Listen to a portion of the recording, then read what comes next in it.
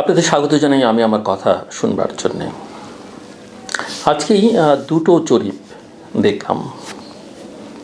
একটি জরিপ বলছে যে আওয়ামী লীগকে যারা ভোট দিতেন তাদের 48% এবার বিএনপিকে ভোট দেবেন। 8 থেকে 9% মতো এখনও কোনো সিদ্ধান্ত নেননি তারা কাকে ভোট দেবেন কিংবা তারা আদৌ ভোট দিতে যাবেন কিনা। প্রায় 30% ভোটার ভোট দেবেন জামায়াত ইসলামীকে,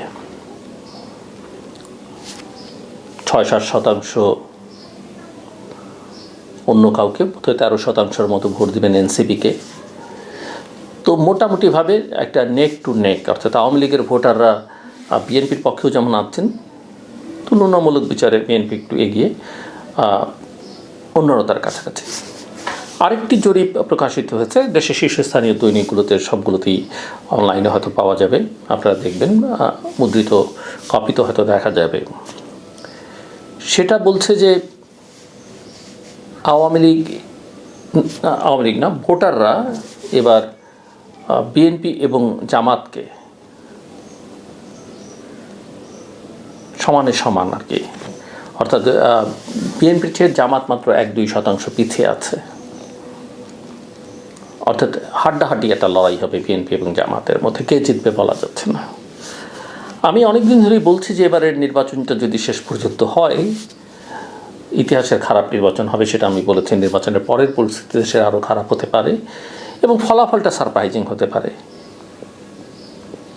এই চেষ্টাটা কিন্তু আছে। এই যে জরিপগুলো বলছে কথাবার্তা জনগণের হয়ে, সারপ্রাইজিং কীরকম? সরকার যেহেতু জামাতের পক্ষে, জামাতকে বিজয়ী ঘোষণা করবার একটা চেষ্টা হতে পারে। ইতোমধ্যেই আমরা শুনেছি সরকারের ক্ষমতাবান ব্যক্তিদের কাছ থেকে ফলাফল ঘোষণায় কিন্তু দেরি হতে পারে, এবং আন্তর্জাতিক বিভিন্ন মহল, দেশের ভেতরের বাইরের বিভিন্ন শক্তি জামায়াতের পক্ষে কাজ করছে। ভোটাররা কতখানি সেই প্রসঙ্গে আমি একটু পরে আলোচনায় আসি, যদিও জরিপ সেরকমই বলছে। এবং জামায়াত এনসিপি নেতাদের কথাবার্তা এটা বোঝা যাচ্ছে, তাদের ভাবটা এরকম যে তারা পারলে হয়তো 200 আসনই জিতে যাবেন, ভাবটা এইরকম। আরেকটা চেষ্টা করিডোরে ইতিমধ্যেই আলোচনার মধ্যে আছে। আপনাদের স্মরণ থাকবার কথা, জামায়াত ইসলামীর আমির বিএনপি নেতা, বিএনপি চেয়ারম্যান তারেক রহমানের সঙ্গে সাক্ষাৎ করেছিলেন। সেখানে তিনি জাতীয় সরকারের কথা বলে এসেছিলেন। বিএনপি সাড়া দেয়নি, সঙ্গত কারণেই সাড়া দেয়নি, কিন্তু জোর করে জাতীয় সরকার করবার একটা চেষ্টা এই নির্বাচনের মধ্য দিয়ে হতে পারে। সেটা কীরকম? বাজারে আলোচনা আছে, গ্রহণ করতেই হবে এমন কোনো কথা নেই। আমিও জানি না, আমার কাছেও প্রকৃত তথ্যপত্র নেই, কিন্তু এই আলোচনাটা আছে যে বিএনপিকে এমন একটা আসন দেয়া হবে বললে অনেকে একটু বিরক্ত হতে পারেন। ভোট তো দিবে জনগণের ভোটে বাংলাদেশে খুব বেশি ফলাফল নির্ধারিত হয়নি।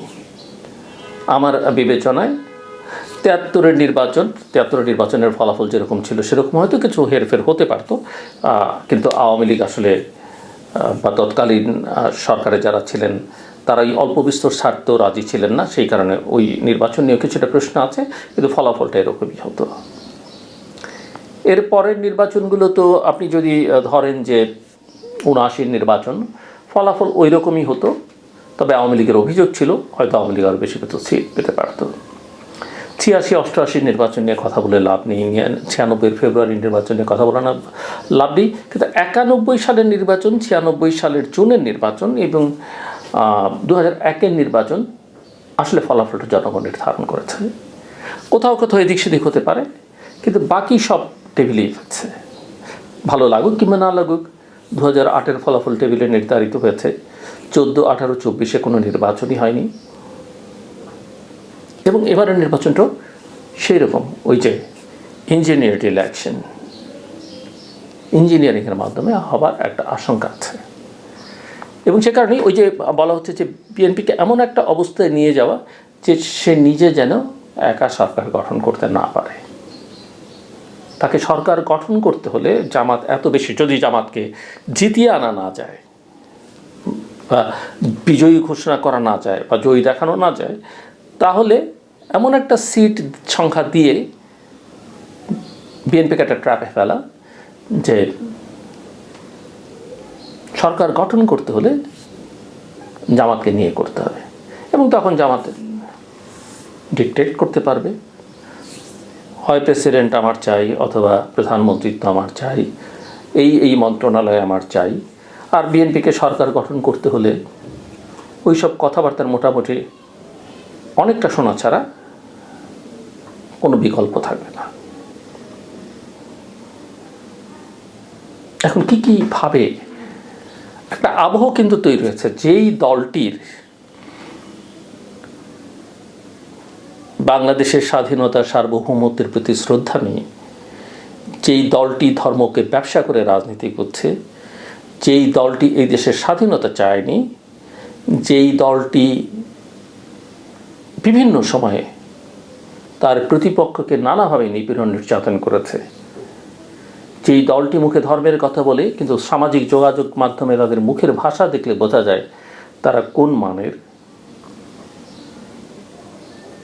সেই দলটি এখন রাষ্ট্র ক্ষমতায় যাবে, আবহ তৈরি করা হচ্ছে। ইতিহাস বলে এই দলের ভোটার সমর্থক বাংলাদেশে একেবারেই নেই। একা নির্বাচন করলে 3 থেকে 5, 7টি আসন, অন্যদের আশ্রয় প্রশ্রয় নির্বাচন করলে গোটা 20 আসন, এর বেশি কিন্তু নাই। পরিবর্তিত পরিস্থিতি, আওয়ামী লীগ নেই যদি বিবেচনা করি, সব মিলিয়ে সাকুল্যে 30টি আসন তার মিলবার কথা। জোট মিলিয়ে সর্বসাকুল্যে 40-এর বেশি হওয়ার কত কারণ নেই। তারা এখন নাকি 200 আসন পাবে, বা 151 তো অবশ্যই পাবে। শুনলে হাস্যকর, কিন্তু টেবিলে যদি ফলাফল নির্ধারিত হয় তাহলে সেটা সম্ভব। সেদিন আমি একজন গোয়েন্দা কর্মকর্তার সঙ্গে আলাপ করছিলাম, বিস্তারিত আর বলছি না। তারা বলছে তাদের একাধিক রিপোর্ট বলছে যে বাংলাদেশের ডিসি যারা আছেন, জেলা প্রশাসক, এই মুহূর্তে তাদের 80% হচ্ছে জামাত সমর্থক।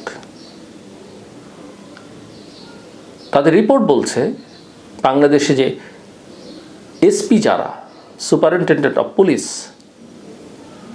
এই এসপিদের 66% জামাতের সমর্থক। কিভাবে হলো?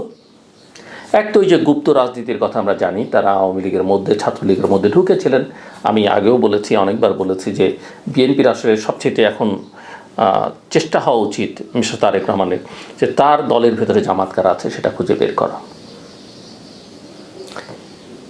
এবং এই যে প্রফেসর ইউনূসের সরকারে ছাত্র উপদেষ্টা নামে যে 3 জন ছিলেন, 3 জনই এখন নেই, কিন্তু তাদের 2 জন প্রভাব খাটিয়ে এইসব বদলি, প্রমোশন, কে কোথায় যাবে, এগুলো তারা নির্ধারণ করেছেন। কারণ তারা খুব পাওয়ারফুল ছিলেন। নির্বাচনী বৈতরণীটা যেন পার হওয়া যায়, এটা হচ্ছে একটা ডিজাইন। আর ওই যে আন্তর্জাতিক ব্লেসিংস তো আছেই, পাকিস্তান আছে, টার্কি আছে, চায়না আছে, যুক্তরাষ্ট্র আছে, শোনা অনেকটা যায়। অনেকে আবার খুশি যে যুক্তরাষ্ট্রের সঙ্গে ভারতের এবার সম্পর্ক ভালো নেই, শুল্ক নিয়ে ঝামেলা হচ্ছিল, কাজেই যুক্তরাষ্ট্র ওই দিকে আছে। কিন্তু মাথায় রাখতে হবে যুক্তরাষ্ট্র অনেক বড় প্লেয়ার, তার সব সমর্থন নয়, তার সব বিরোধিতা নয়, এবং অনেক সময় সে সমর্থন করেও তার জাতীয় স্বার্থ এবং বৈশ্বিক যে স্বার্থ সেটা সে রক্ষা করবার চেষ্টা করে। এবং অনেকের জন্য হতাশার যে শুল্ক নিয়ে যে বৈরিতা ভারতের সঙ্গে ছিল যুক্তরাষ্ট্রের, সেটা এখন নেই, প্রায় নেই বললেই চলে। কাজে এই অঞ্চলে এই নির্বাচনে ভারতের স্বার্থ কী সেটার বাইরে গিয়ে যুক্তরাষ্ট্র খুব বেশি কিছু করবে তেমনটাও মনে করবার কোনো কারণ নেই। আমরা অতীতও দেখেছি, গত অভ্যুত্থানের আগে গত কয়েক বছর যুক্তরাষ্ট্র যে পজিশন ছিল, যুক্তরাষ্ট্র খানিকটা চুপ করে কেন গেল, কোন মিটিংয়ের পরে গেল। যুক্তরাষ্ট্রের নিরাপত্তা উপদেষ্টা এসেছিলেন ভারতের নিরাপত্তা উপদেষ্টার সঙ্গে বৈঠক করতে, সেই বৈঠকের পরে যুক্তরাষ্ট্র চুপ হয়ে গেল হঠাৎ। এই যে সমস্যা শুল্কের, সেটা প্রায় শেষের পথে। ইতিমধ্যেই ভারতীয় পররাষ্ট্রমন্ত্রী যুক্তরাষ্ট্রে গেছেন। বাংলাদেশ প্রসঙ্গ সেখানে আলোচিত হবে না, আলোচনায় থাকবে না, এটা কোনো পক্ষ বলে না। শুল্কের আলোচনার বাইরেও অনেক রকমের আলোচনা হবে, কারণ যুক্তরাষ্ট্র চায়নাকে যেভাবে কন্টেইন করতে চায়, তাতে তার ভারতকে মিত্র হিসেবে পাওয়া ছাড়া এই অঞ্চলেকে চায়নাকে কন্টেইন করা তার পক্ষে সম্ভব নয়। সব মিলিয়ে এখানে ভারতের স্বার্থ নয়, যুক্তরাষ্ট্রের স্বার্থ নয়, পাকিস্তান চীনের স্বার্থ নয়, বাংলাদেশের জনগণের স্বার্থ সংরক্ষিত হওয়া উচিত আমি মনে করি। এবং তার জন্য একটা ভালো নির্বাচন হওয়া দরকার ছিল। সেই নির্বাচন আমরা দেখছি না। শেষ পর্যন্ত নির্বাচনের দিন পর্যন্ত আমরা যেতে পারবো কি না, গেলেও সেটা সেই দিনটা কেমন হবে, ফলাফল কি হবে, মানুষ যাকে ভোট দেবে সে বিজয়ী হবে কিনা, আমরা কেউই নিশ্চিত নই। ফলাফল যাই হোক, সরকার গঠিত হলে সেই সরকার স্থিতিশীল একটা সরকার হবে কিনা, দেশের স্থিতিশীলতা নিশ্চিত করতে পারবে কিনা, আমরা কেউ জানি না। কিন্তু সব কথার মূল কথা যেটা বলা ভালো, আমরা পছন্দ করি কিংবা না করি, বাংলাদেশের বর্তমান বাস্তবতায় আপাতত এই পর্যায়ে বিএনপির কোনো বিকল্প নেই।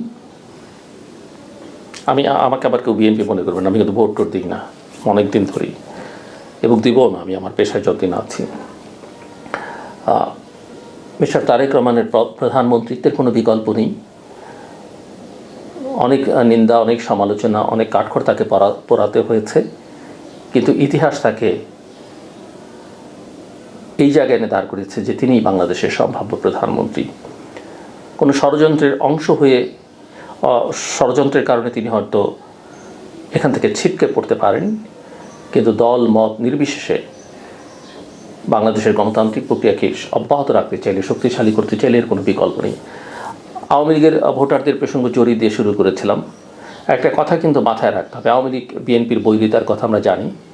বিভিন্ন সময়ে তারা ইতিহাসের বিভিন্ন ক্রান্তি লগ্নে এক হয়েছেন।